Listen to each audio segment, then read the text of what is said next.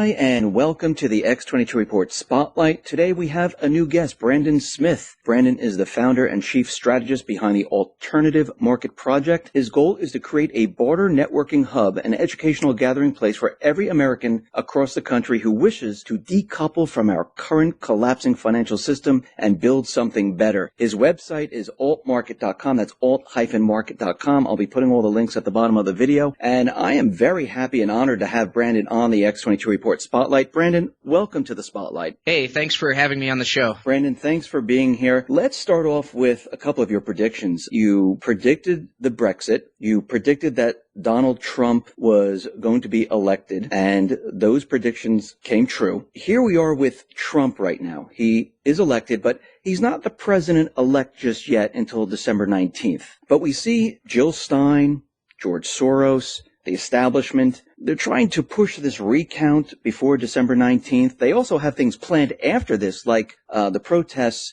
coming up January 20th of 2017 when Trump is inaugurated. Why do you think they're doing this? What is the push? What are they trying to do here? Well, I don't think that the goal of the elites is to prevent a Trump presidency. I think their goal at this point is to perpetuate an atmosphere of tension between left and right. And I think that they're going to continue this. You're going to see this schemes like this all throughout the next year or the first year of Trump's presidency.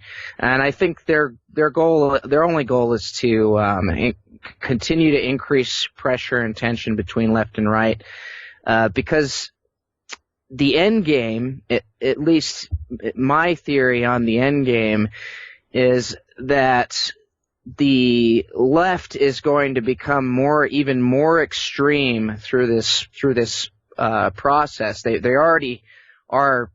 To me, they seem completely out of their minds. There's no rationale to anything they do anymore, but I think they're being pushed even further to the extreme left, to where you get almost a sort of a militant communism. They're not going to be social justice warriors anymore. I think they're being pushed into militancy. And I predicted the Trump presidency based on the partly on the premise that the elites need a scapegoat for the financial crash that they've engineered. They're removing all the pillars from under us in order to create this crash in the near future, and they need a scapegoat. Because I don't think they plan to take the blame for this crash when it happens. The perfect scapegoat would be conservatives or what they would call nationalists or populists. Conservatives in general are the primary enemy of globalists because we believe in small government and, for the most part, decentralization. So why not, if you're the elites, why not take the crash you created and then blame your worst enemy for it? And that was the basic premise and the reason why I predicted that Trump would win. So I think that right now, all of these schemes you're seeing with recounts and protests and everything else, it's just to continue perpetuating the tensions between left and right, and push the left towards militancy while pushing the right towards authoritarianism. Sort of a early Europe, early Germany and Italy, 1920s to early 1930s situation, where conservatives decide that they're going to abandon their principles of liberty and start exerting force of government in order to combat the threat of the left. So it sounds to me like you're saying they like to keep America divided right now. That's one of their main goals. Keep each side, have them fight amongst each other. Yes, and in the process make the right, or conservatives, the villain of our story, the villain of our theater that they've set up here. Okay, so you talked about the crash, and let me just go back to 2008 for a moment here, when Obama took office. And since that time, the corporate media, the Fed, the U.S. government, they were out there telling us that the economy is improving. I mean, even Obama came out at the beginning of this year, said, anyone that doesn't believe that the economy is getting better, you're peddling fiction. Right now, on paper, through statistical information, the unemployment's down to 4.9%. GDP, they revised up to 3.2%. And they're continually making it seem like everything is fantastic. When you look at the economy since 2008 up until this point, do you see an economy that's strong, that's growing? Is what they're telling us true? Absolutely not. I would really recommend, there's so many stats and numbers to go through and break down, especially, the mainstream numbers, why they're misleading, why they're or completely wrong. I would recommend people go check out an article series that I wrote last year called One Last Look at the Real Economy Before It Implodes. There's parts 1 through 6. I break down every single government stat, mainstream stat, why it's misleading or why it's wrong. I break down the real unemployment, real supply and demand. I go into oil markets, everything, and break down what the real issue is and why there is no recovery. Basically, since 2008, we've been skating on stimulus. We should have had a much bigger crash in 2008. It wasn't allowed to happen. We've been kept on life support ever since. And the situation has only grown worse. And just to give you a point of contact on that, it's funny, the initial jobless claims numbers they had right before the election, they had dropped to 43-year lows, and now this month after the election, they spiked over 15%.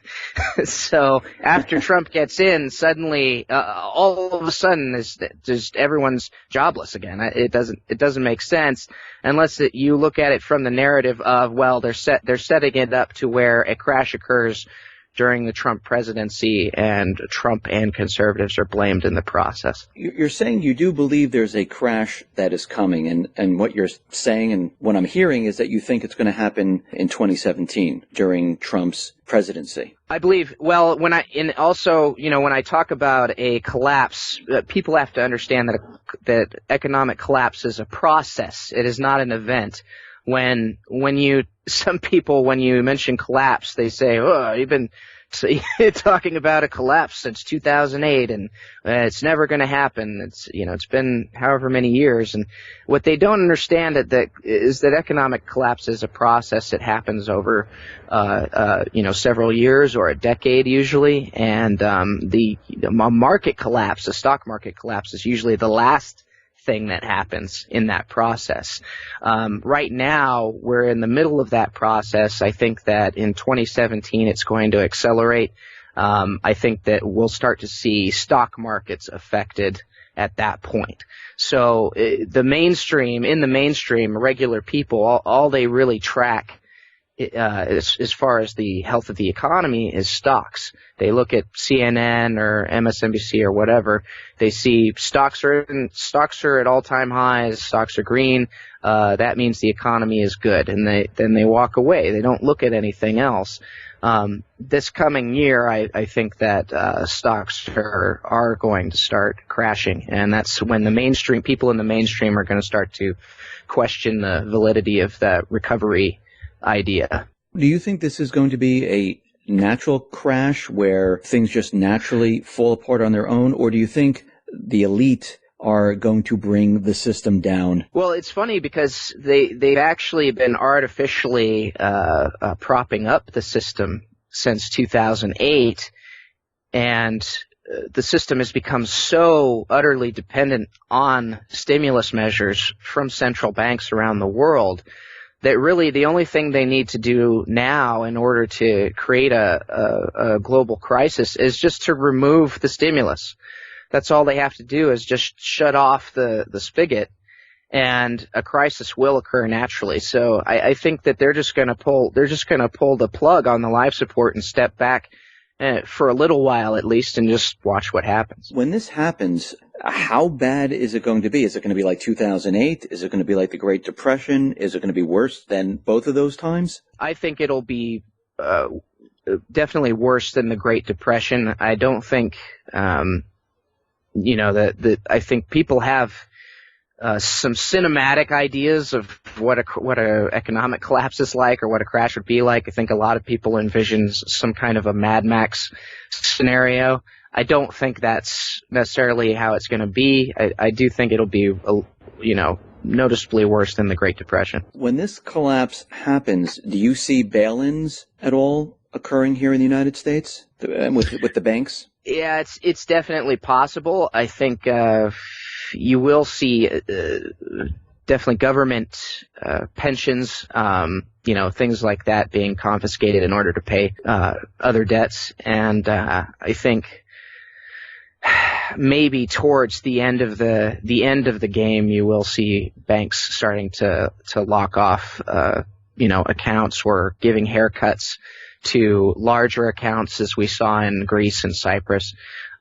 It's hard to say how far that could go. In the U.S., I do think it could go as far as account confiscation. Do you also think that there might be shortages? I mean, the people say when this hits, we'll have some type of credit freeze, and it will be very difficult to get products because once credit freezes, trucking, deliveries, that kind of all breaks down at the same time. Do you see that coming? Yes, I could definitely see that coming. I think that what the end game would be in the U.S. at least would be a nationalization of certain freight and resources. The government's already set up as far as national emergencies. They're already set up to do that. They're already set up to confiscate and manage resources from the private sector. So I think that would be the end game. Are you in the camp of inflation or deflation? Where do you see this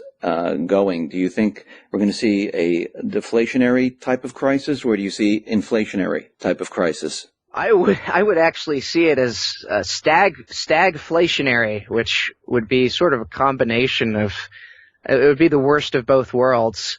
I think probably some elements of Weimar Germany hyperinflation, and then Great Depression deflation. How long do you think this will last? I mean, many people ask me, they write in and they say, how long will this crisis last? I mean, will it be a week? Will it be 2 weeks?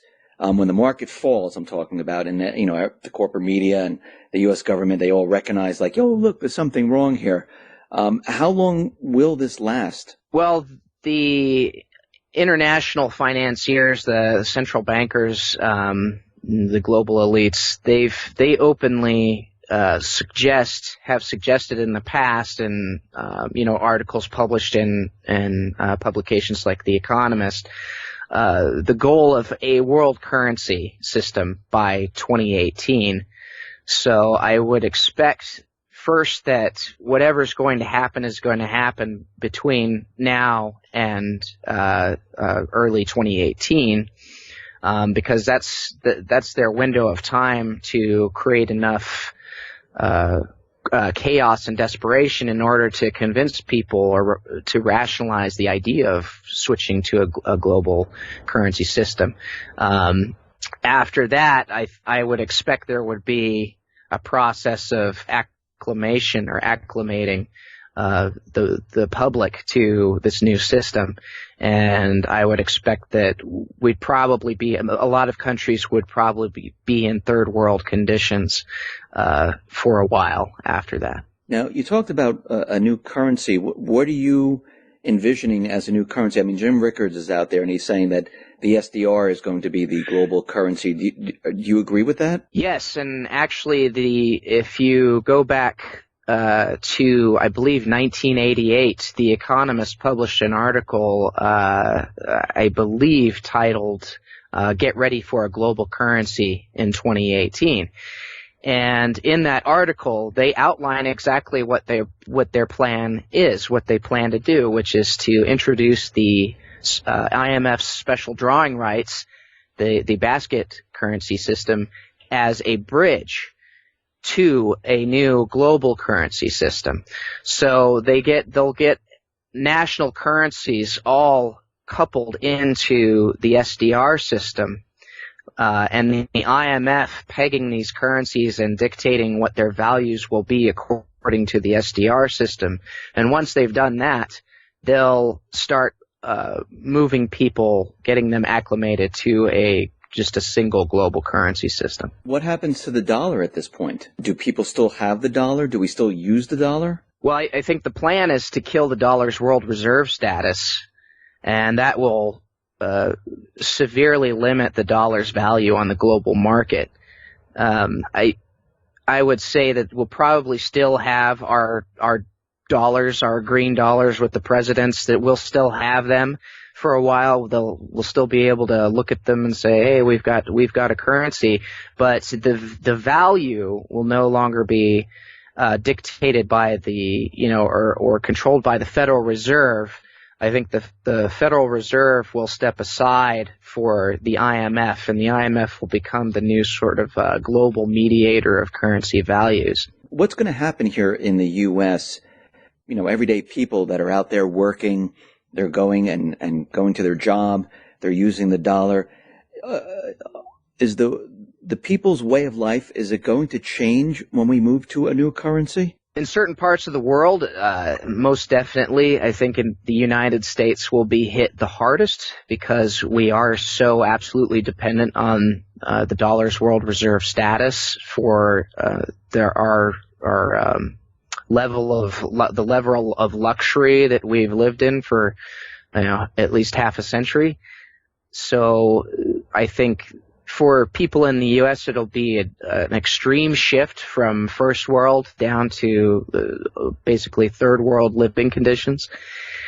And I think it will be a disaster. A lot of people will, there are people who will die in this process.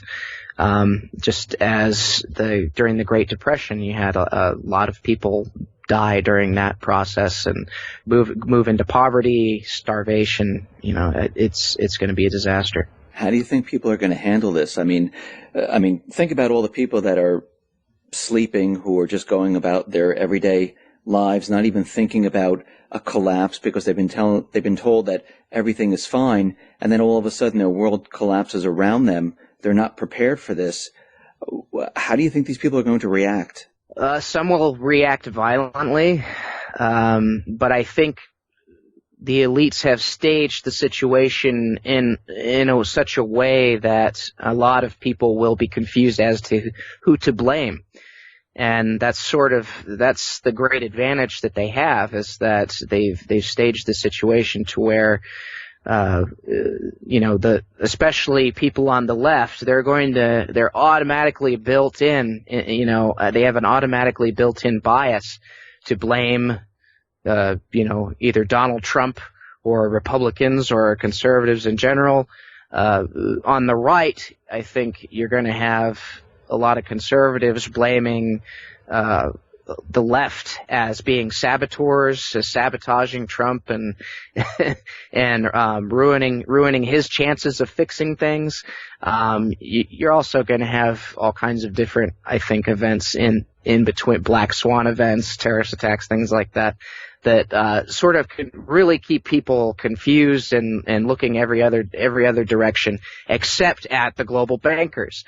And that's what they want. They don't want anyone focused on them. They're going to create as much chaos as possible during this in order to keep everyone at each other's throats. While they're sitting back, they're going to be, lounging on the Riviera, sipping a nice drink and just watching. What is the reason they don't want anyone blaming them? Why do you think they don't want people to understand what they're doing? Why do they want to keep everyone distracted? Well, I think because we are getting to a point in history where the globalists are more exposed than ever before. There's the access to real information on on what they do, their schemes, who they are, the organizations that they've built.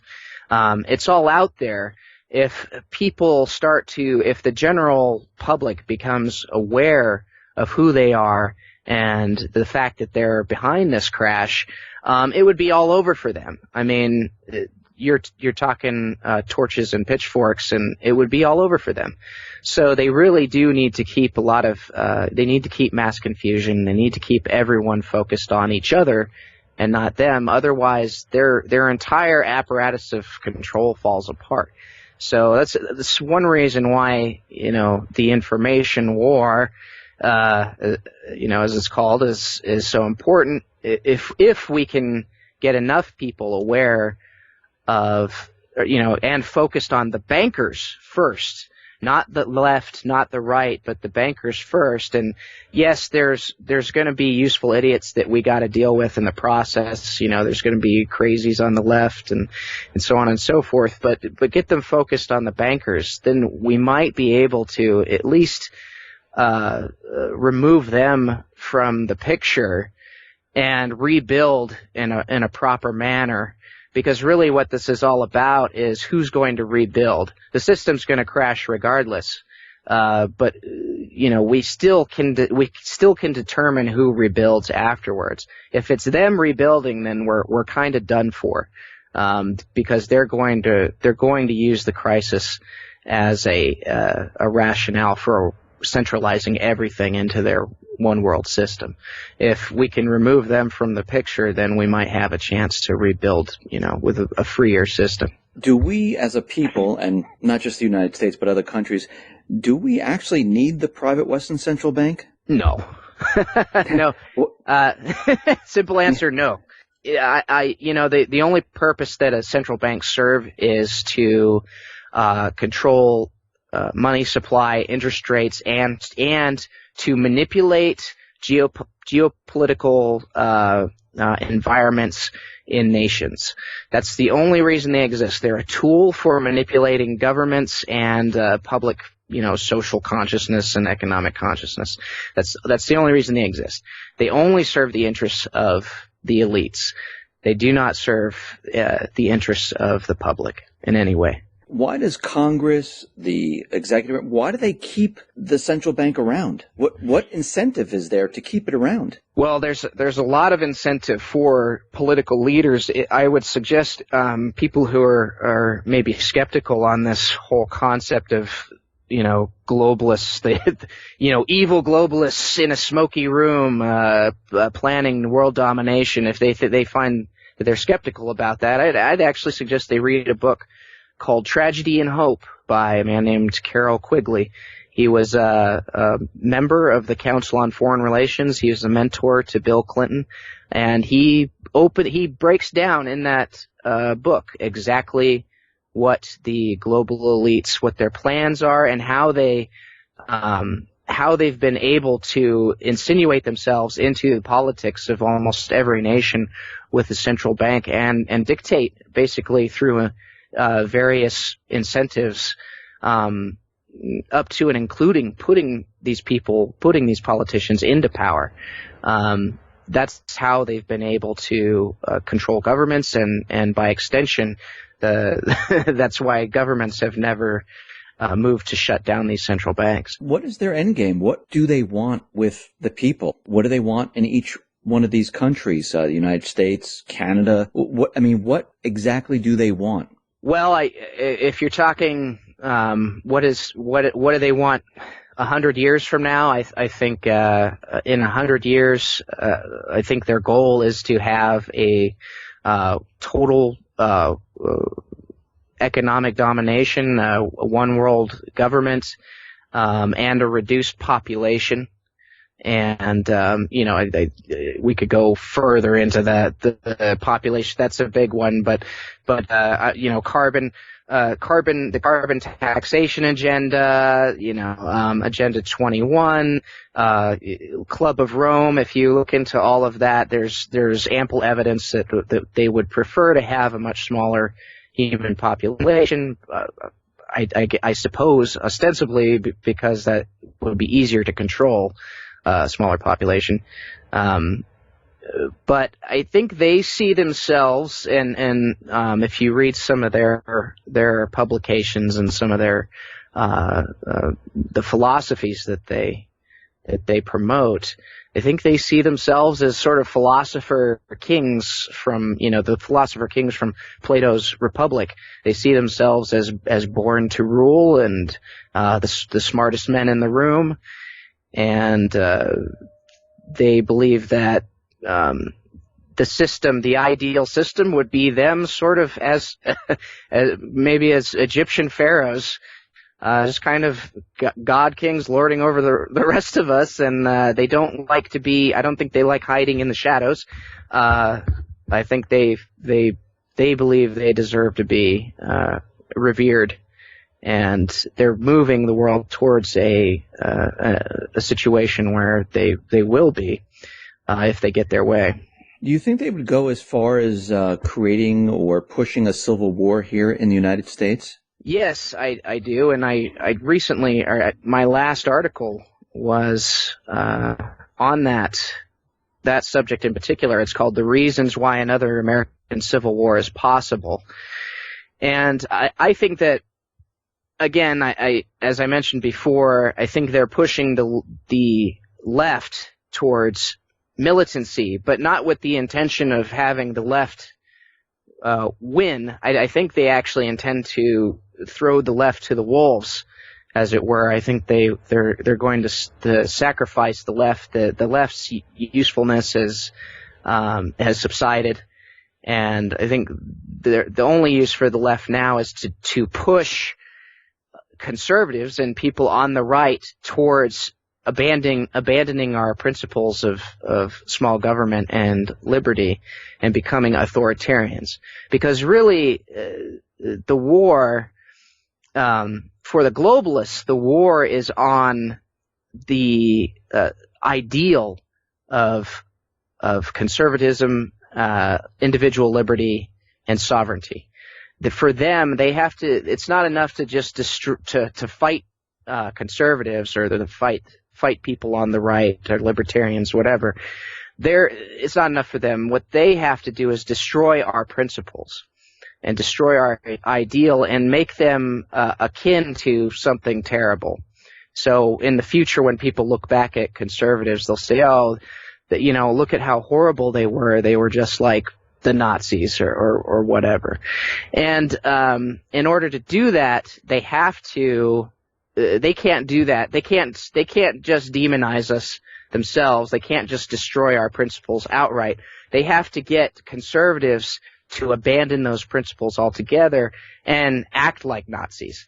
And I think that's the purpose of a civil war in the United States, would be to get the left a militant and to push the right into authoritarianism. I also see that the U.S. government, the central bankers, the elite, it seems like they've been trying to convince everyone that the people, they don't have rights. They're actually privileges. And we see this through Common Core, which is now in most of the schools. And a lot of the textbooks are teaching the young that you're not born with them. They're actually privileges that the government hands to you. And through this, fake news, conspiracy theory, free speech zones, the call to get rid of weapons. It seems like they've been trying for a very long time to try to remove the rights of the people. Do you see this also? Yes, and I would see it more as an indoctrination of more specifically millennials, and pushing millennials towards the extreme left, which again I don't think the end game is for the left to become dominant. I think that they're going to throw the left in the garbage, and in the hopes that through the left's insanity, the right will become authoritarian in the process. It will become the villains of the story. If the central bankers, the elites, get their way, things are not going to be good for America or the world.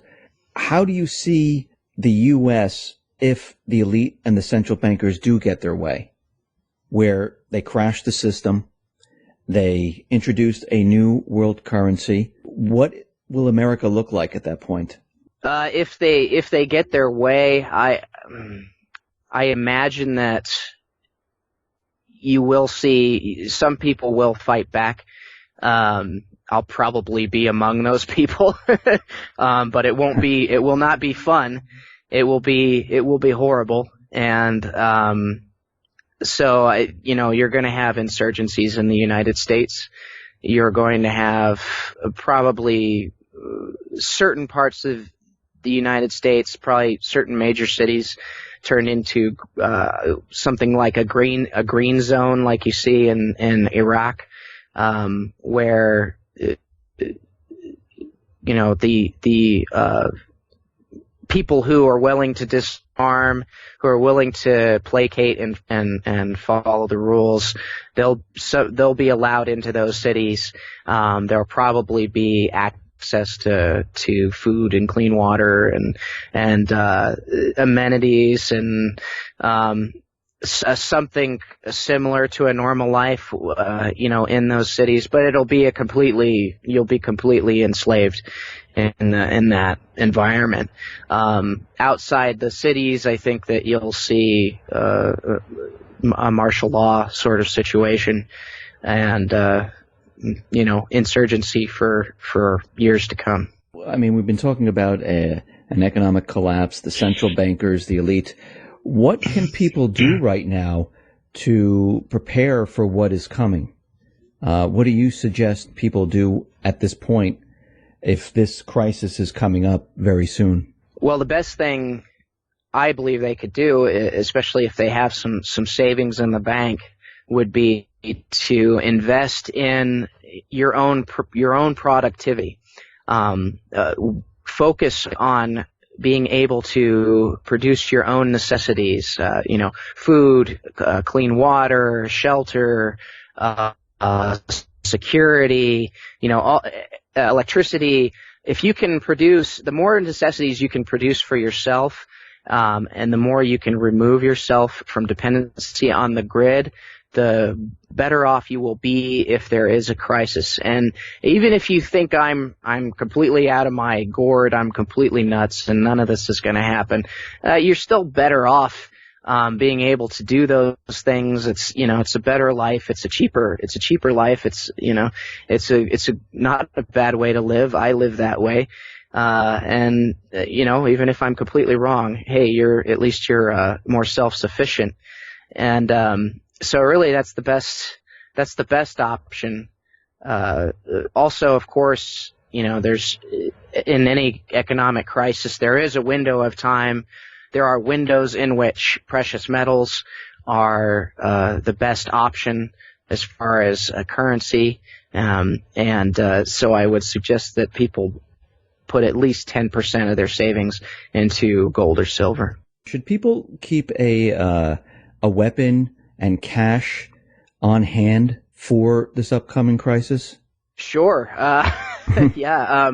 I'm a big proponent. Actually, it's one other thing I should mention that's important is it's not enough just to be relatively self-sufficient, because nobody can do everything themselves.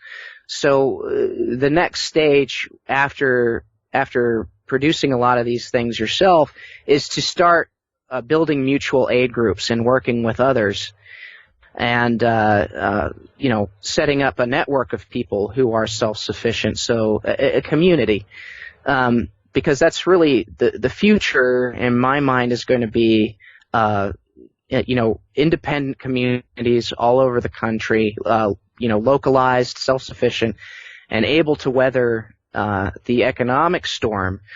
And if we can get enough of those communities out there, then that makes America economically redundant. It makes us safer. And it also allows us the ability to fight back against any kind of authoritarianism that does arise. Because if you're dependent on the system, you have zero chance of fighting back against it.